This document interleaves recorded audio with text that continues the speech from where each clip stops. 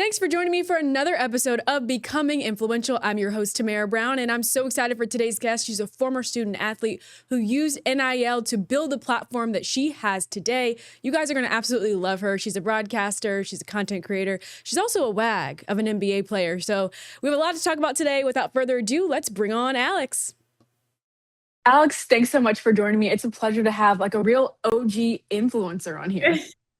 Thank you for having me. I'm super excited. I was diving through your page actually, and what had me ask you to be on this show was you posted like starting off in NIL and now Oh this is a full-time job, which is incredible because it's like for most influencers, I feel like just regular people who just started posting on different apps and now they've blown up. Whereas you started as a student athlete who happened to be in school when NIL started.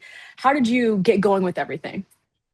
So it was a crazy story. I started college and I was able to still do brand partnerships because I did modeling and acting going in. So I was already signed with the agency, which allowed me to like kind of dabble in this space, but I couldn't like say I was a student athlete or anything. So it was kind of weird. It was really hard for me to like put any type of context or a story into these partnerships. So it was very ad like. Like I couldn't really connect with my audience. So then when Yeah. NIL became a thing, I was able to kind of make those connections and then also use those connections that I had before, like networking wise. And I believe in this. Like everybody has their time where they're like hot, you know, when they have the most eyes on them. And for me, that was as a student athlete. So it's like, I don't care what it takes. I need to get all of my content out now. I need to build a community now. And then at the time, it wasn't to become an influencer, it was just to get those brand partnerships while I was in college. Then I started building a community, and it was like, okay, there's actually a lot of money in this, and it's really fun. I kind of have a lot of flexibility. Why not try to make it into a career? So I was like, at first, straight out of college, I was like, okay, I'm gonna see how this goes, like, see if this is the type of lifestyle that I want to live, if it's feasible. And of course, I loved the sports broadcasting side, which I started maybe just a couple of months into my last year of college. So I was fresh with that too. I was like, maybe I could do both of them, you know, together and kind of bounce off of each other and use my platform to help me get that kind of work. So it's kind of like a whirlwind of craziness, but it's a lot of fun. It's definitely where I want to be. And like, I'm so glad that I decided to use that time, even though it was hard being a student athlete and then putting on those partnerships and content creation on top of it. But it was so worth it because it set me up for where I am now. As a student athlete, how did you decide like what types of content to post? Because I know you mentioned like I got to get all my videos out now while I'm in college, Right. like taking advantage of these brand deals. How did you decide what you wanted to do, whether it was like fitness related because you are a student athlete or beauty or health? Like, how did you identify what types of content you wanted to do? At first, it was kind of like what stuck, like what did best, what my audience wanted to see. And at the time, that was day in the life. So that was something that was easy to repeat. Now, it was a lot of work because that's a lot of like editing. It's not like the quick, you know, you put text over it, Hmm. but it was something that worked really well for me. I think is why I was able to grow so fast within that year and a half. So once I saw that was doing good, I continued to do that. But then once I started getting towards the end of my athletic career, I was like, okay, I'm not gonna have, you know, day in the life every single day, waking up at 5 a.m., having a game and like school after this. So then that's after I had built the community, that's when I started integrating kind of more lifestyle and beauty and more sports and more of my interests outside of just being a student athlete. Cause I was like, okay, when this is gone, I don't want it to be like everybody unfollows me because I'm no longer a student athlete. So I kind of just like Correct. put a little bit of stuff in there here and there. And then now that I do more lifestyle content, do couples, beauty, and everything, it wasn't like a shock to everyone that I went from 0 to 100. So at first it was just trying to see what stuck, and then after that it was kind of building more of a plan for longevity. Was it like you were reaching out to brands, or like how did that work in regards to being a student athlete and working with brands and creating content? I was doing 100% outreach at first, and my parents were helping me a lot. Like, my mom was overlooking all my emails because obviously, with games and tournaments and being gone for full weekends, you can miss a lot of stuff. And I think a big part of this business is being easy to work with and answering quick because a lot of stuff is fast turnaround. So she helped me with that. But I was DMing a lot of brands on my side and just trying to build those connections and then getting on platforms. So like whatever LinkedIn or like Glassdoor would be for brand Mm. partnerships, like just has brands coming on there saying, hey, we want someone to promote this. If it was something I was interested in, I would apply. And then after maybe like a year and a half of doing that, then I just started doing pretty much all inbounds, unless it was something that I was like a huge company that I was like, okay, I really, really want this. And like, really haven't seen many people do this. And I kind of have an idea and want to go in with it. Then I'll still do that outbound. But at first, it was just like, it was a wild, wild west. I was like throwing stuff at everybody that I was interested in. I'm curious, what was your major? I was actually engineering and data science major. Yeah. So total pivot. I had an internship in that for one summer, and I was like, you know what? I like to the point where I love science. I love math and science, so that's why I did it. SMU allowed me to do the double major, which is a big reason why I chose SMU. Because I was like, if I'm gonna come to college and put on all this, work, you might as well be able to get a double degree if you can. So I did that, and then I had an internship, and it was like, I was awful. I mean, I loved who I worked with, but I was like, I cannot see myself doing this. And it was just one summer. And yes, I did have workouts at like 5 a.m. and then I had to come back at 7 p.m. So I think that was a big factor in why I was like struggling so much. But I just was like, I gotta pivot somehow. I don't know what I want to do. At this point, I was a junior, so I only had 1 year left of school. I was like, I can't change my major now, especially engineering. I went through all this, turmoil Yeah. and hard work. Like, I'm not going back now, but then I got an opportunity to be an MC for the basketball games, like an arena host.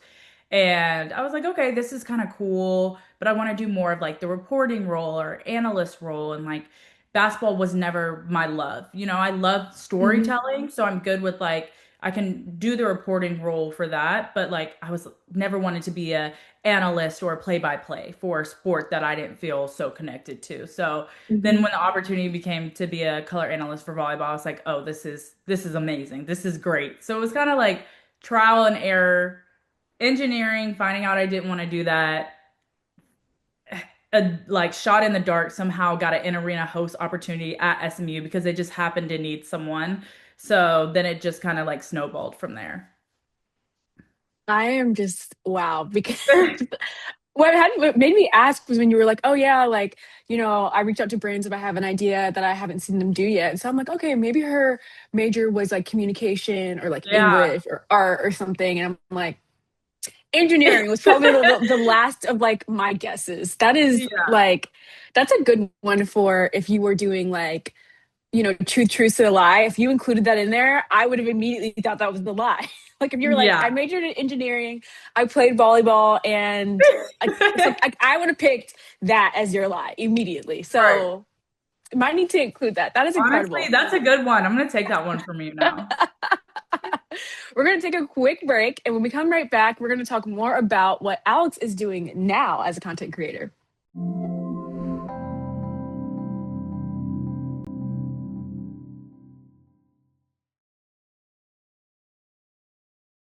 Alex, you talked about how you got into content creation with NIL and you being a student athlete. Fast forward to now, you're an adult, or what I think we're adults. I think we're Right. adults now. Technically, we're Right. adults when we turn 18, even though we still need our parents. Now that you're an adult, I'm seeing like your content varies. It's like now it's like your day in the life sports broadcaster content, Mhm. but also, fun fact, I also see your WAG content. I love that it's like the best of both worlds. It's like I see the WAG content, I see your sports broadcaster content, and I'm also seeing too even like your micro needling content, which is like Yeah. fascinating, like just the close-ups of that. How do you decide what you wanted to post? Inviting us into your relationship as well is awesome because people Yeah. love to see that. How do you do it all? Oh, so it really, again, it's like a trial and error thing. I think I started off right out of college, not being in the relationship that I'm in now. I was very work oriented, doing all of the content in that. And then when I started doing more WAG content, that's of course when I got in the relationship that I'm in now. And that's like a totally different world, and people love to see it. So I'm like, okay, I'll bring people Yeah. along. I already have the experience with doing like day in the life behind the scenes. And that's really the content that I enjoy doing the most, like bringing people into my life. But I also realized like I'm about to be married to a professional, basketball player. There's some guidelines with that. You show people you show people stuff with constraints, and I think that's with Yeah, everything. That's with absolutely. work too. That's with everything, but it's fun to be able to let people into the behind the scenes. So I love doing that. Deciding what I'm gonna do is kind of like a week of thing. I have my schedule for the week. I'm like, okay, like this So upcoming week you is do have all a schedule. I do have a Okay. schedule of like this week I know it's All-Star break. So he's going to be down here. We're going to be doing a lot of stuff together. We can make content together. There's very rare, like rarely is there a time where we can make content together where it's like, okay, it's not a game day or something like that. So I have like 10 ideas. I'm like, we got to do these. He's on board for it. So that's all set up. As far as like work, I always plan to do day in the life, so going to work or getting behind the scenes that I can kind of repurpose into like educational content or if an idea comes up. And then just the lifestyle stuff like the micro needling and all of that stuff. Like a big part of social media, and I would say in this day and age, is educating. Like people want to learn something. So if it's something that I go into it not knowing much about, I'm like, this would be a great video to let other people know kind of like the process and like why I'm doing this. So I love just lifestyle in general. That kind of like Hmm. doesn't put you in a box. You can do whatever you want with it, and then also not share too much. Yeah, you bring up education and learning, and that was like my next question I was going to ask you. Do you ever have people like either in your comments or reaching out to you DMs, like asking a question that then results in you making a video on whatever they asked? 100%. I think that's honestly how I get a lot of my educational videos too. I would say the thing that I get reached out to the most about even now is NIL. Like it's student Mm, athletes that are now in college asking me like, how do I do this? How did you start? How do I grow my platforms? And that's one of the hardest questions to answer because I do think that there is a lot of like luck in the algorithm, and a lot of like absolutely.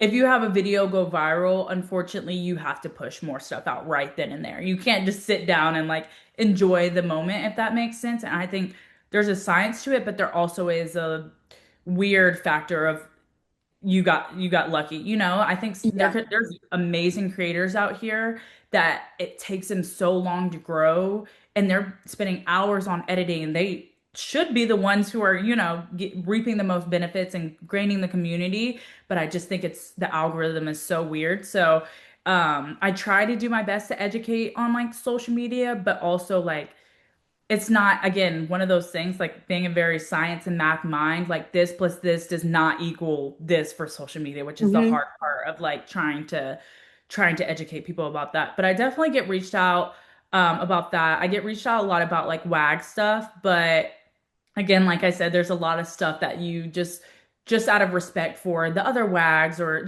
other players on Yeah, the team, you just don't share. So that kind of exactly. stuff, I just laugh it off or don't answer. But I would say a lot of like student athlete content stuff I get reached out about. That's awesome. Because I was like scrolling through your page and I was like, you reached 50K. Were you a student athlete when you reached 50,000? I was not. It was 6 months Okay. after. Yeah. So I grew from Okay. like I loved that photo 8,000. shoot. Oh, thank you. That one was one It's of the so cute. worst too. It took me like 4 months after that to reach 50K, but this person reached out to me and was like, I want to do a photo shoot with you. Do you have any ideas? And I was like, I just know I'm praying. I know I'm gonna hit 50K. It may not be right now, but Yeah. one day it will. So I had those like in the drafts from that. See, I feel like that's a huge part of content creation too, which a lot of people do is batch creation. And so Yeah. having those things ready to go, you can like just post them and not have to like, Mhm. rush and get it done.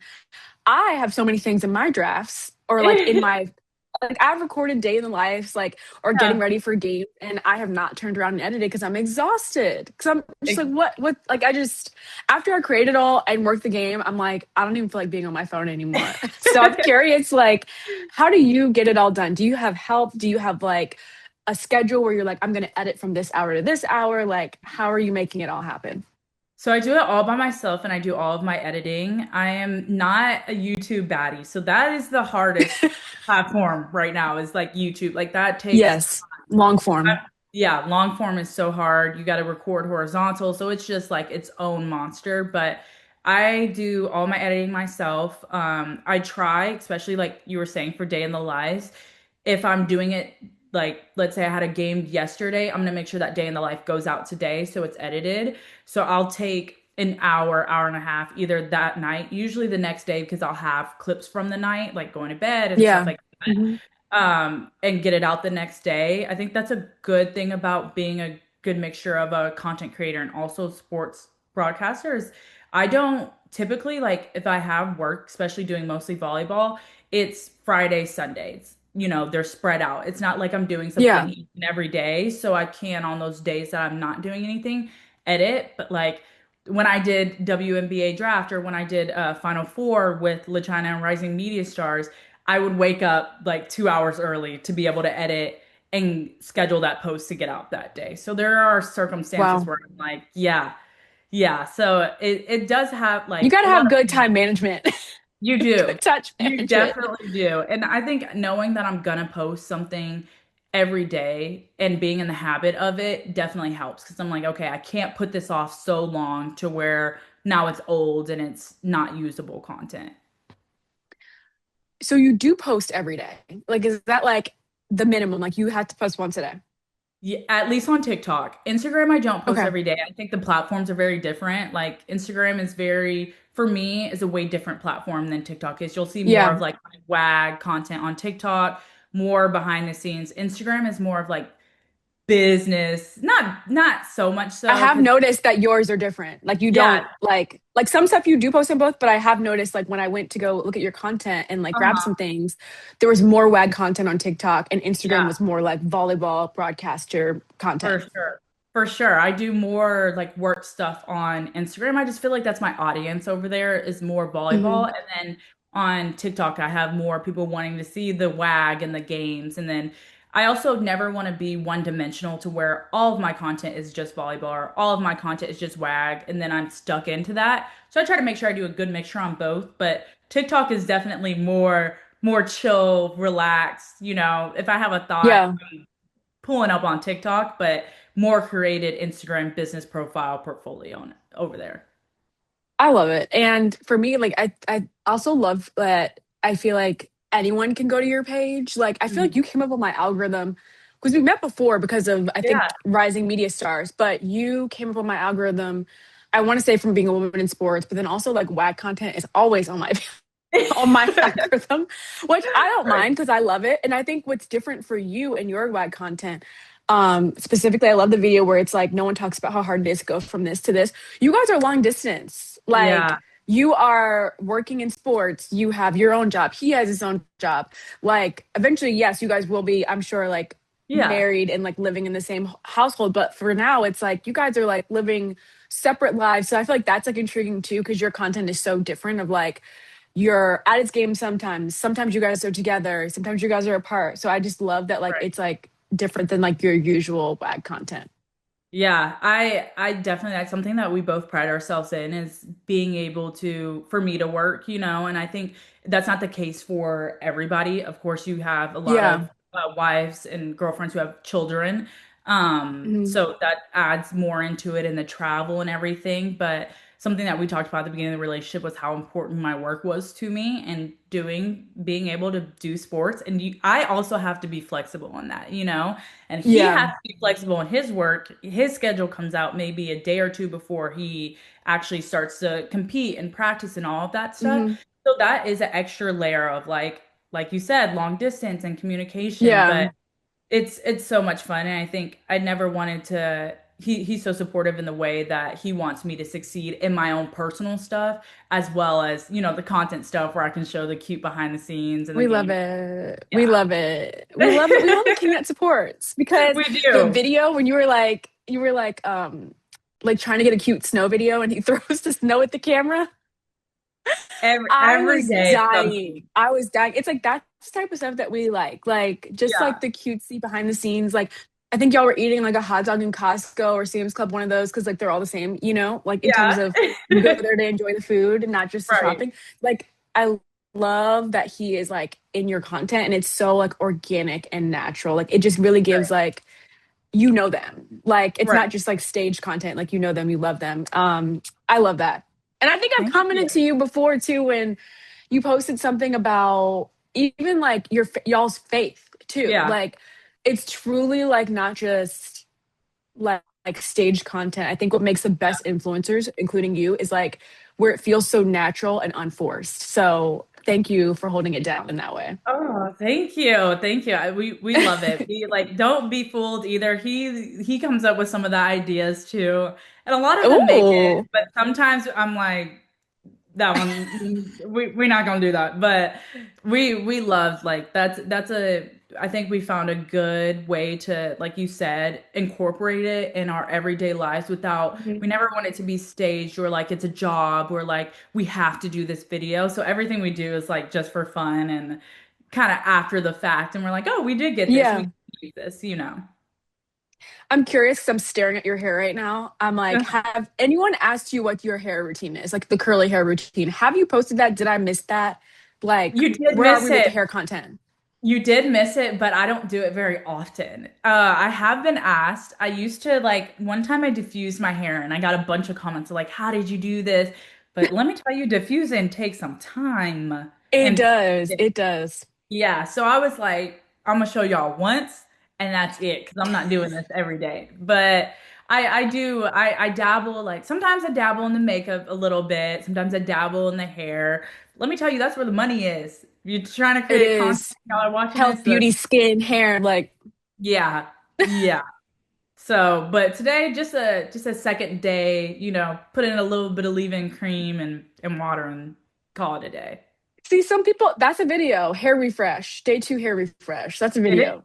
Everything's a video if you want it to be. I'm obsessed. And I'm now we're gonna flip it on your end. What's your algorithm looking like? What's on your For You page that we should be looking at? For You page for me is Benito Bowl right now. Lots of I Super should have Bowl known. content. Come on. Lots of Super Bowl content and the wags of football. So I don't see a lot Yes. of basketball wags, but I see a lot of football wags. I love it because I think they have a different Yeah, style. I think they they can do. get It's really different. creative. Yeah, and it's so cute. I'm like, I'm secretly loving that y'all can wear these jackets and these high heel boots and like it's just different and a different It vibe. is different. Yeah, I feel like they're the candid, funny side of the wags, and I love that. So that's You're on my right now that I think about it. Like, as far as like basketball wags, I really feel like it might just be you. And then this other Andrew Wiggins now fiance, Oh she yeah. pops up occasionally, Michael, but only Uh-huh. because I've known Michael. I used to work at Notre Dame and she was playing basketball there at the time. So like I see her stuff, but like y'all might be the only two NBA wags that I see You like see, really? consistently on a regular basis. Yeah. I honestly don't see any consistently either. I mean, I'm with them all the time, but it's very different content. Like it's Yeah. very like clean, pretty, creative, which I love too. I Yeah. just think they're it's different than football, but I do love it. So that's there. I'm trying to think anything else. Of I'm embarrassed to course, tell you that mine is just puppies and food. food. Food, and that one will get me in trouble. I'm like, get off of here. But Oh my God. that's a good algorithm. Mine is just like dinners to make. Like especially when it was Yeah, cold, it was like soups and stews and like really. quick meals. That's like my whole FYP. Actually now it's like Valentine's Day nails, food, Mm, dogs. That's it. that's still good. That's so good. That's stuff you can It's work with. That's stuff crazy. that when you leave work, you're like, okay, this is refreshing. I hate to go on my algorithm and I see a bunch of like crazy stuff, and I'm Yeah, like, this is draining, it you know? is. It is. It But I've is. been It seeing good is. stuff.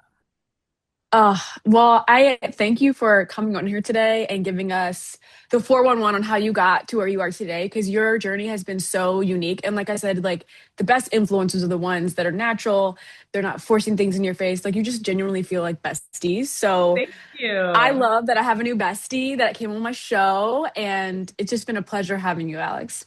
Oh, thank you for having me. This is great.